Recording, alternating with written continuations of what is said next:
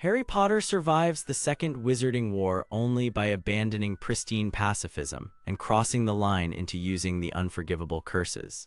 To understand the weight of this moral decay, we have to look closely at the framework of wizarding law itself.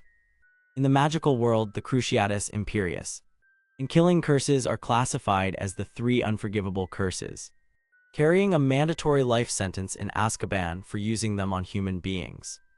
These spells are institutionalized taboos, inherently corrupting to the point that their mere deployment strips a wizard of their liberty under wizarding law as established across Harry Potter and the Goblet of Fire and the broader canon. Yet, as the war escalates into total devastation, the rigid boundaries of wizarding law begin to collapse under the crushing weight of survival. By June 1996, inside the vaulted, echoing halls of the Ministry of Magic, Sirius Black lies dead. The grief is fresh, sharp, and entirely consuming. Harry chases Bellatrix Lestrange into the subterranean depths, driven by a blinding fury, and levels his wand at her. He casts the torture curse. Bellatrix crumples, but she bounces right back up, sneering at the boy who thought a flash of anger was enough. She mocks him with a truth that cuts deeper than any blade. Righteous anger isn't enough. The spell fails because Harry's heart isn't yet dark enough to relish another's agony. But this failure plants a horrifying seed. It introduces a central thematic tension to the entire narrative. To dismantle an oppressive regime built entirely on cruelty, the hero can't survive through pristine pacifism alone. The cinematic choices in these later films, marked by oppressive color grading, desaturated blues, harsh shadows, and Daniel Radcliffe's desperate, unglamorous, and emotionally raw performances emphasize how far the character has fallen from the bright-eyed boy who first walked into the Great Hall. People love to argue about whether Harry was justified in these moments because his targets were bad guys. But the books and the movies don't treat it that way. They frame these choices as serious moral lines crossed. Harry is always horrified by his own capacity for darkness, and he knows the ends don't wash away the means. To fight ultimate evil, he has to pick up the very tools of his enemy. And he loses a piece of his moral purity along the way. Fast forward to May 1998. The setting is the claustrophobic, gleaming marble of Gringotts Wizarding Bank. Harry, Ron, and Hermione are cornered, desperate to retrieve Hufflepuff's cup from the deepest vaults. There's no time for hesitation, no room for noble restraint. A cornered Harry makes a calculated, chilling choice. He raises his wand and deliberately casts the Imperius Curse, hijacking the free will of a living being to force compliance. This is a cold, tactical calculation. The boy who was once defined by his mercy is now picking locks with forbidden magic. This moment at Gringotts is a profound systemic compromise. Harry is reacting to personal grief and defending someone from immediate violence by subjugating another sentient creature's autonomy to pull off a military objective. The psychological toll of the act is built right into the pacing and tone of the sequence. The gleaming, sterile halls of the foundry and vault amplify the coldness of what he's doing, which clashes with the warm, messy camaraderie of his early years at Hogwarts. The war has stripped away the luxury of innocence. To break into the most secure vault in the wizarding world, Harry has to break his own moral code first. The dangerous escalation continues as the battlefield shifts right back to the ancient stone corridors of Hogwarts School of Witchcraft and Wizardry. Professor McGonagall stands her ground firmly against the Death Eater Amycus Carrow inside Ravenclaw Tower. In a truly vile display of disrespect, Carrow spits directly in her face. Harry completely snaps at that moment. He draws his wand, aims it right at Carrow, and casts the Cruciatus Curse. This time it doesn't fail. Carrow is lifted off his feet and slammed into a bookcase, writhing in absolute agony. The spell works, but the victory tastes like ash. Harry is left staring at his own hands, struck by a horrifying realization that echoes Bellatrix's words from 2 years prior. "Hey, I see what Bellatrix meant, you need to really mean it." The horror of that moment is that Harry found the darkness inside himself required to make the curse sing. The narrative doesn't celebrate this triumph. It lingers on Harry's reaction, a hollow shock that mirrors your own discomfort. He accessed a well of genuine malice within his own soul, proving that the boundary separating the hero from the monster is terrifyingly thin when total war demands your humanity as the price of admission. When you look at the journey from the Ministry of Magic to the marble floors of Gringotts and up into the towers of Hogwarts, the story strips away the comforting illusions of traditional fantasy. In a weaker story, the main character stays pure and fights off darkness with sheer righteousness. But the wizarding world, especially in the later films, trades that easy idea for something much harsher. Total war demands a total sacrifice, and that sacrifice isn't just physical casualties or destroyed buildings. The real devastation of the Second Wizarding War shows up in the quiet, internal erosion of the soul. When Harry attempts to use the Cruciatus Curse on Bellatrix Lestrange in the wake of Sirius's death, the failure of the spell stems entirely from his psychological unreadiness rather than any superior morality on his part. Bellatrix's mockery is instructional. She outlines the exact psychological mechanics required to inflict unmitigated torture. An active desire to cause pain, a sadistic enjoyment of another living being's suffering. At that moment in June 1996, Harry's grief is righteous and protective. But it is fundamentally incompatible with the cold, deliberate sadism that the curse demands. He wants justice, he wants retribution for the loss of his godfather. But he does not yet know how to revel in agony. The narrative establishes that magical power in this context is tied to intent. You cannot wield a spell designed for pure malice without harboring that exact brand of malice within your own heart. The groundwork laid in the fifth movie pays off in the grim reality of Deathly Hallows. When Harry casts the Imperius Curse on a goblin during the Gringotts break-in, he stops being a grieving teenager and becomes a tactical soldier. The film shows this with an eerie tension. The camera stays on Harry's face, tight, pale, and intensely focused. He's using the ultimate weapon of subjugation. The curse overrides free will and turns a sentient being into a puppet. To save the wizarding world from a tyrant who relies on control, Harry has to become the controller for a moment. That's the moral paradox of the Resistance. Can you preserve freedom by taking away someone else's autonomy, even if they're standing in the way of victory? The story doesn't give you an easy answer. It presents the act as a grim necessity that stains the hero's ledger forever. Then comes the final escalation inside Ravenclaw Tower, which is the emotional turning point of Harry's moral path. When Amycus Carrow insults Professor McGonagall by spitting directly in the face of the woman who has protected him and kept the school together through every chaotic year, something inside Harry snaps for good.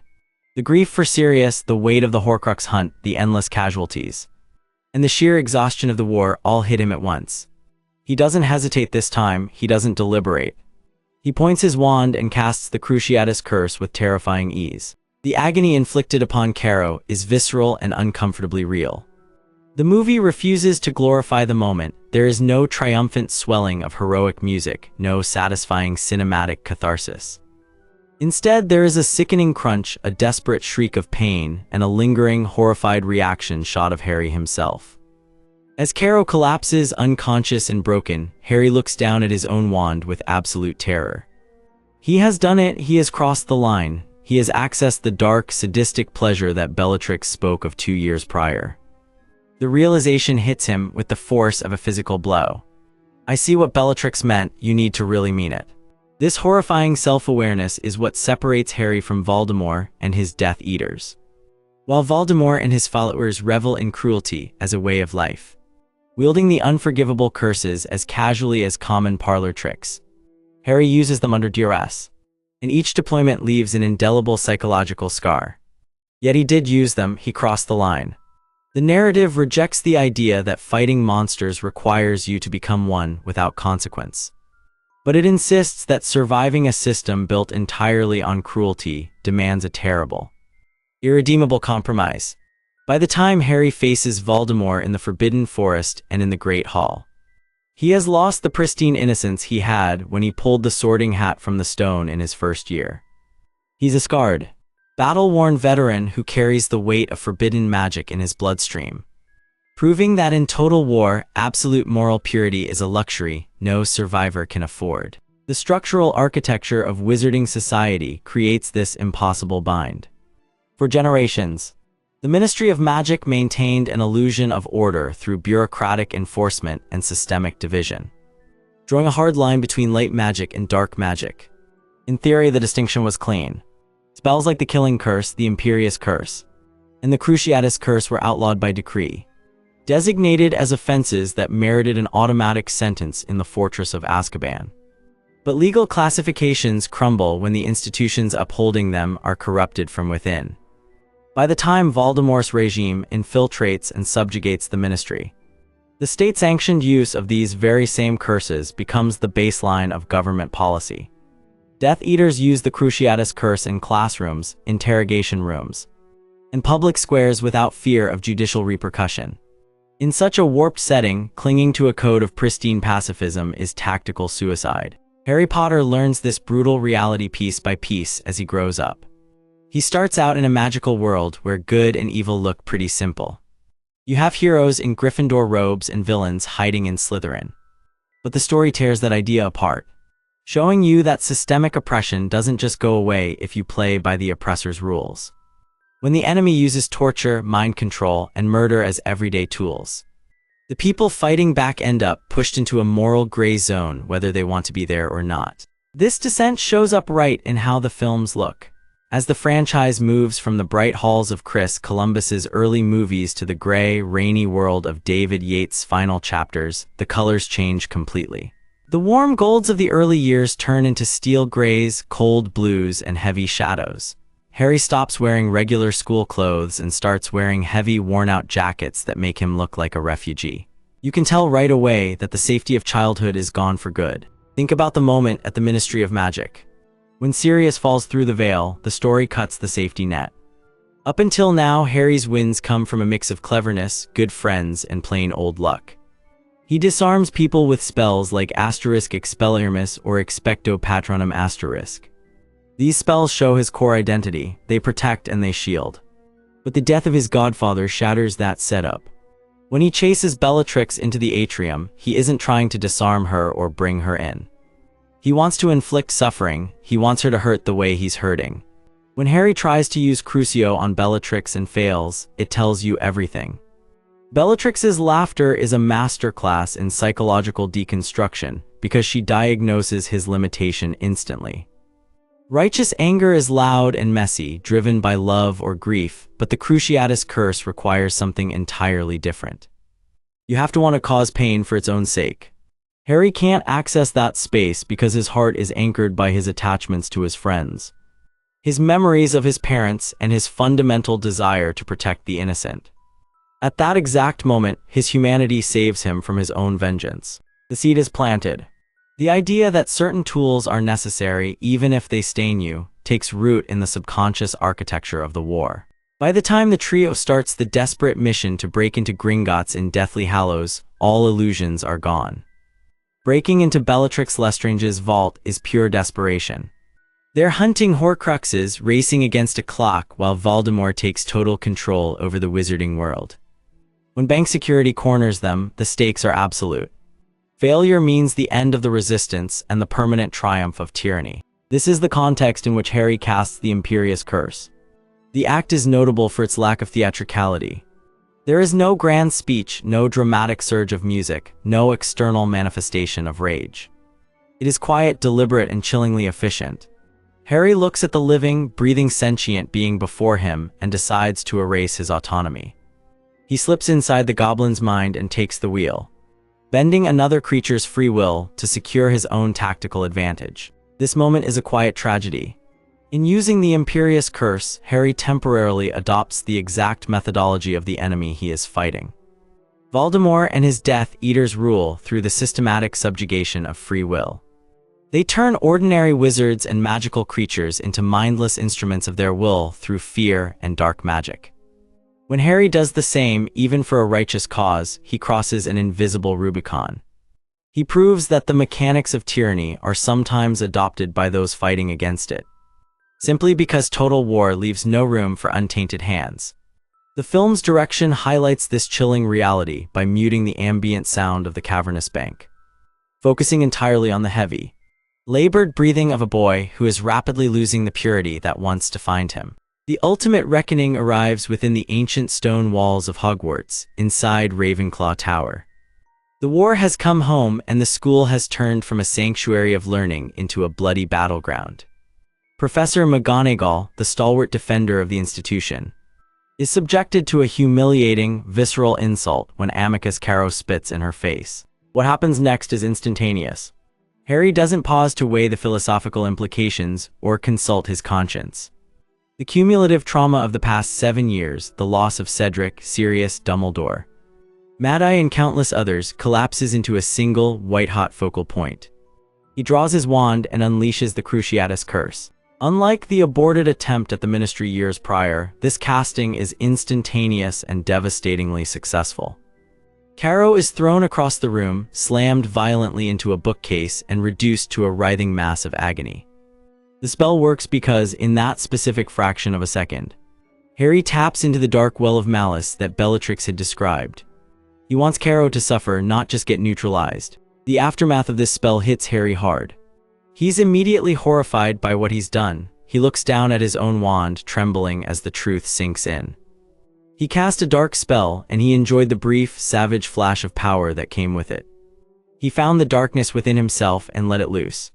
The muttered realization, "I see what Bellatrix meant, you need to really mean it," is a sobering moment in the story. It shows that the hero has brushed up against the abyss and found that he's capable of echoing its darkness. This dynamic changes the whole moral arc of the Harry Potter series.